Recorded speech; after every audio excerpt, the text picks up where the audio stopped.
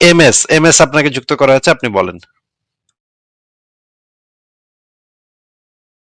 M S unmute করে কথা বলতে হবে, এম এস আনমিউট করে বলেন। হ্যাঁ ভাই, ভালো আছেন? হ্যাঁ ভালো আছি, বলেন তাহলে। আমি অনেকদিন থেকে শুনতেছি আপনাদের এই লাইভ, অনেক আগের থেকে। তবে আমি, আমার বয়স 50-র কাছাকাছি। তবে আমি লাইভের একটা ঘটনা শেয়ার করি। আমি যখন ক্লাস 4-এ পড়ি, 84-এর দিকে, তখন থেকেই আমি ইসলাম ধর্মের প্রতি আকৃষ্ট না। তার কারণ হচ্ছে, আমাদের ওইখানে, আমাদের তখন আমি শহরের থেকে লেখাপড়া করতাম শহরে, কিন্তু গ্রামে গেছি, দেখি যে একজন প্রখ্যাত আলেম গেছে। তো ওনা একজন তালবে ইলম ডাকছে, মানে ওনার মালিশ করে দেওয়ার জন্য, এবং যেটা ইসলামে এখন মানে এই বাংলা ভাষায় যেটা বলৎকার করতেছে দিনের বেলায়। এরপর থেকে আমার ইসলামের প্রতি একদম পুরোটাই হয়ে গেছে। তখন আমার কোনো জ্ঞান বুদ্ধি হয়নি, ইসলাম সম্পর্কে জানিও না, ইসলাম সম্পর্কে পড়িও নাই। এখান থেকে আমার ইসলামের প্রতি একটা হয়েছে, মানে যে এটা কোনো ধর্ম হইতে পারে না, যে একটা প্রখ্যাত আলেম আসছে, সে এই ধরনের তার নেচার। তারপরে অনেকদিন যাওয়ার পরে, যেহেতু আমি যে ফ্যামিলিতে বিলং করি, আমার বাবা কোনোদিন কিংবা আমার মা কোনোদিনই মানে জোর করে কোনোদিন কোনো কিছু চাপাই দেয়নি যে তোমাকে 5 ওয়াক্ত নামাজ পড়তে হবে, তোমাকে করতে হবে।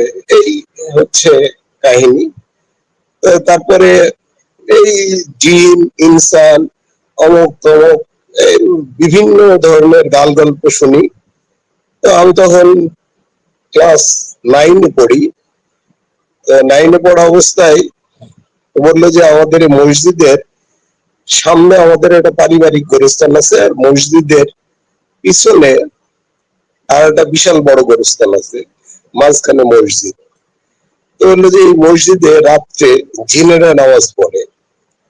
তো আমি ক্লাস 9-এ যখন পড়ি, ওই অবস্থাতেই আমি মসজিদে 5 ওয়াক্ত নামাজ পড়া শুরু করলাম, এবং রাত্রে মসজিদে থাকলাম যে দেখি জিন দেখা যায় কিনা। তো ভাই আমি প্রায় 10-15 দিন থাকার পরেও আমি কোনো জিন টিন দেখতে পাই না। অনেকে বলে যে আমরা দেখছি, এই দেখছি। আমি আমার এই 50 রানিং, আমি আজ পর্যন্ত কোনো জিন ভূত পেতনি কোনো কিছুই দেখি নাই। এবং আমার দৃষ্টিতে মানে আমি যাই পড়াশোনা করছি, কোনোদিনই আমি মানে কঠোর ভাবে কোনো দিনই ইসলামের মানে যে সমালোচনা করার সাহস বা স্কোপ আমার ছিল না। কারণ হচ্ছে সামাজিকতা। এবং আমি যেখানে বসবাস করি, আমি এখনো বাংলাদেশেই বসবাস করি। তো এইটা বলতে গেলে আমাকে অনেকের সাথে আলোচনা করছে অনেক আগেই, স্কুল লাইফ থেকেই। তো তুই তো নাস্তিক, তুই তো নাস্তিক। তা আমার প্রশ্ন হচ্ছে আপনার কাছে যে মানুষের বিবর্তন, মানুষ সভ্যতা শিখেছে কত হাজার বছর আগে। এখন সভ্যতা বলতে আসলে কি মিন করতেছেন আপনি, সেটা তো আসলে ক্লিয়ার না। সভ্যতার সংজ্ঞাটাই তো আসলে ক্লিয়ার মানুষ না এখন।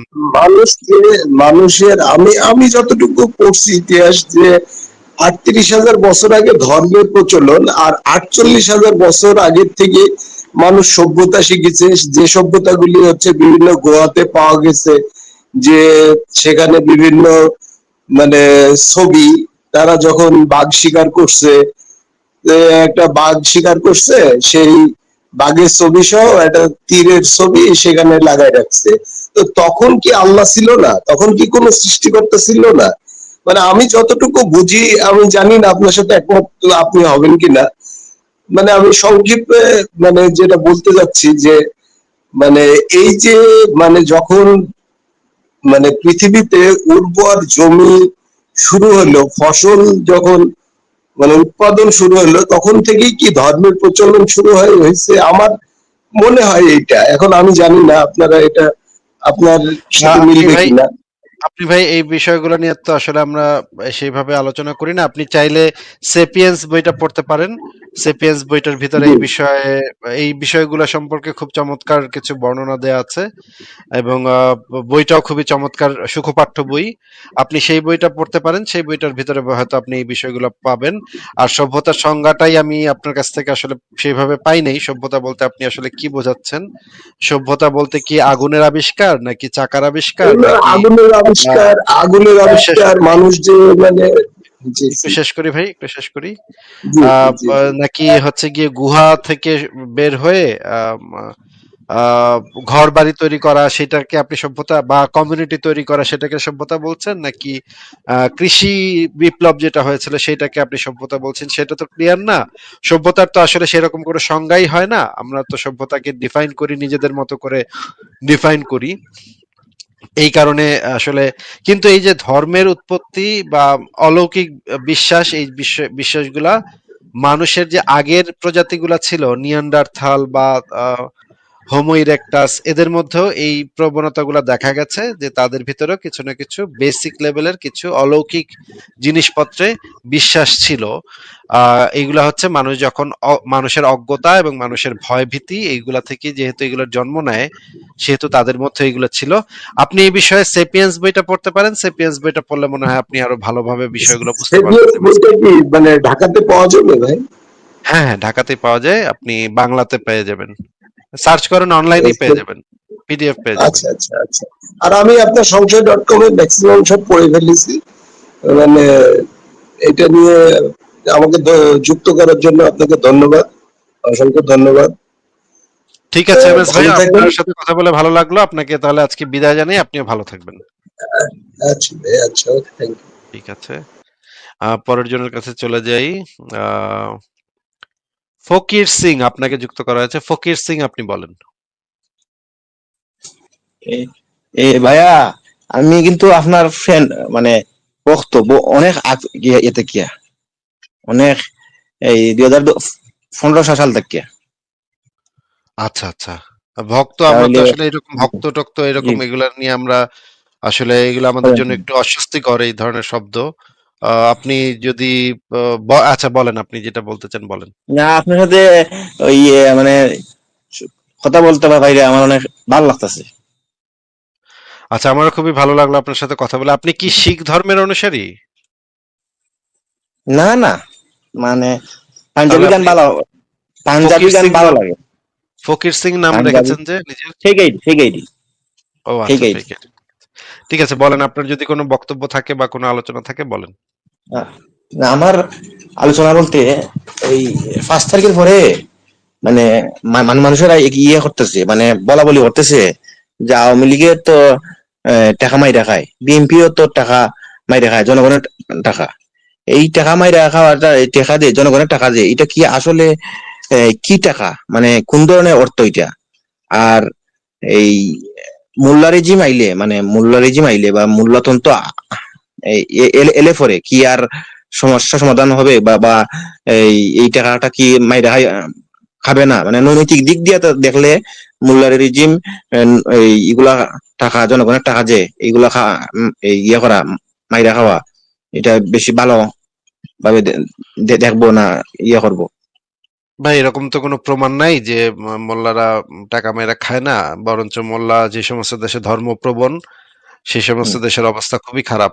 পাকিস্তান, আফগানিস্তানের অবস্থা আমরা চোখের সামনে দেখতে পাইতেছি। পাকিস্তান এখন একটা ভিক্ষা না, ভিক্ষা কইরা বুঝছি চলা দেশ, বুঝছি। হ্যাঁ এরপরে তো ওদের। ওই টাকাটা যে, ওই যে টাকাটা যে এই জাকাত ইয়ে টাকা, কি বলে টাকা, এই যেমন কি ভাই 60-70 কোটি টাকা। টাকা দিয়ে যদি দেশ চলে তাহলে তো ভাই দুনিয়ার মানে আমারে 45% ট্যাক্স নিয়ে জার্মানি চলে, হ্যাঁ আমার বেতনের 45% জার্মান সরকার নিয়ে যায়, হ্যাঁ ট্যাক্স দেওয়ার লাগে 45%। এই টাকা তো, এই এই টাকা যে টাকা দিয়ে চলে না, এই জনগণের টাকা টাকা দিয়ে দিয়ে, চলে না। জনগণের টাকা দিয়ে। ভাই জি। এবারে এই টাকা দিয়ে জনগণের চলে না দেশ, আর আপনি জি, কইতেছেন জি, 2.5% বছরে 2.5% জাকাত দিয়ে দেশ চলবো। এইগুলা যারা জি, বলে জি, তারা হচ্ছে অশিক্ষিত মূর্খ গোয়ার জি, বলদ, বলদের বাচ্চা বলদ।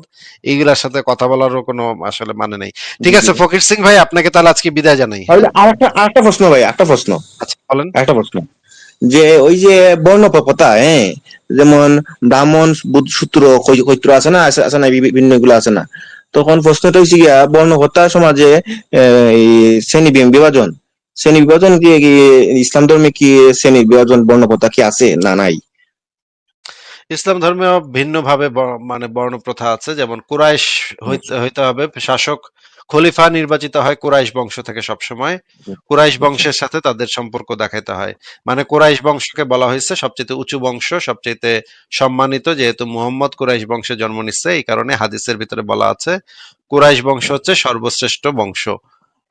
আর বাদ বাকি বংশ হইতেছে নিচু শ্রেণীর আর কি, তাদের কোনো আহ মানে শাসক নির্বাচনের ক্ষেত্রে বা খলিফা নির্বাচনের ক্ষেত্রে কোরাইশ বংশের লোককেই খলিফা করতে হবে, এটা বলা আছে। মানে মানে তো এটা মানে আমাদের এটা আমাদের বাংলাদেশে কি এরকম কোন চিন্তা ভাবনা আছে, মন মানসিকতা আছে যে জাত ফাত কিংবা এই যে বর্ণপ্রথা এগুলা নিয়ে? আপনার প্রশ্ন আসলে মানে পরিষ্কার না, তো এই মানে জন্য মানে এই উত্তর এই দেওয়ার যে চেষ্টা এই যে করছি। বাংলাদেশে তো মোটামুটি এই ইসলামিক কান্ট্রি তো, এবার বাংলাদেশে কি এরকম চিন্তা ভাবনা করে এভাবে বাংলাদেশ যে এখনো ইসলামিক কান্ট্রি না, বাস মানে বাংলাদেশ হচ্ছে ধনী মুসলিম। গরিব এগুলা নিয়ে কি ধরে জাত ফাত নিয়ে এগুলা কি ইয়ে করে? আচ্ছা, আহ সাংবিধানিক ভাবে এগুলো নাই, কিন্তু সমাজের মানুষের মধ্যে মনে আছে। মনে। আচ্ছা ঠিক আছে জি, ভাই, ঠিক আছে। আপনাকে তাহলে আজকে বিদায় জানাই, ভালো থাকেন আপনি। আপনার জন্য শুভকামনা রইলো, কারণ আপনার প্রশ্ন বোঝাটা খুবই কঠিন আমার কাছে, মানে প্রশ্নটাই বুঝতে বুঝতে আমার জান বাইরে যাচ্ছে। পরের জনকে যুক্ত করি তাহলে। লিয়াকত, লিয়াকত আপনাকে যুক্ত করা আছে, বলেন আপনি। জি, ভালো আছেন ভাইয়া? হ্যাঁ ভালো আছে, আশা করি আপনিও ভালো, বলেন তাহলে। আচ্ছা, আমি একটা জিনিস জানতে চাইছিলাম, সেটা হচ্ছে যে কোরআন হাদিসের আলোকে একটু যদি বলেন আর কি, ওই জিন ভূত, জিন জিনভূত কি ভূত বলবো? শয়তান, ঠিক আছে, জিন ভূত শয়তান এগুলা কি আছে, মানে যেটা হ্যাঁ, ইসলাম যেহেতু শুনলাম। একটা রূপকথাতে বিশ্বাস করে, তাই ইসলাম ধর্মে আছে, কিন্তু বাস্তবে নাই আর কি। না তাহলে জিন, জিন ভূত শয়তান যে আছে, তাহলে এরা থাকে কিভাবে? এদের তো জাহান্নামে অথবা বেহেশতে থাকার কথা। আহ, সেইগুলো তো ভাই আমি বলতে বলতে পারবো না, তা তো মানে এটার এগুলা কি কোনো ব্যাখ্যা আছে কোরআন হাদিসের আলোকে, যে এরা আসলে খারাপ না, কাজ এগুলা করার ফলেও তারা জাহান্নামে যাইতে যায় নাই? তারা এই মানে দুনিয়াতেই থাকে, মানুষকে ডিস্টার্ব করে, না আসলে ইসলামের ভিতরে ভূতের কনসেপ্ট, আত্মার কনসেপ্ট আছে, কিন্তু ভূতের কনসেপ্ট সেইভাবে আহ বা জিনের কনসেপ্ট শয়তানের আছে। যে কনসেপ্টটা, এটা তো আমরা ইয়াতেই দেখি যে পাথর ছুঁড়ে মারা হয়, তাহলে এই শয়তান তো অ্যাকচুয়ালি মানে পৃথিবীতে এক্সিস্ট করার কথা না, বা দুনিয়াতে এক্সিস্ট করার কথা না, তার তো আহ, দুজকেই থাকার কথা, না দুজকে জাহান্নামেই থাকার থাকার কথা। কথা না, ওই যে শয়তানকে নাকি আল্লাহ মানে একটা ক্ষমতা দিছে শয়তানি করার জন্য, এইগুলা বলা আছে। এগুলা আপনি পড়ে দেখতে পারেন, আপনি চ্যাট জিপিটি কে জিজ্ঞেস করে দেখতে পারেন এই সমস্ত বিষয় নিয়ে। লিয়াকত ভাই, আপনার যদি আর কোনো প্রশ্ন না থাকে তাহলে আপনাকে বিদায় জানাই। আচ্ছা, ঠিক আছে।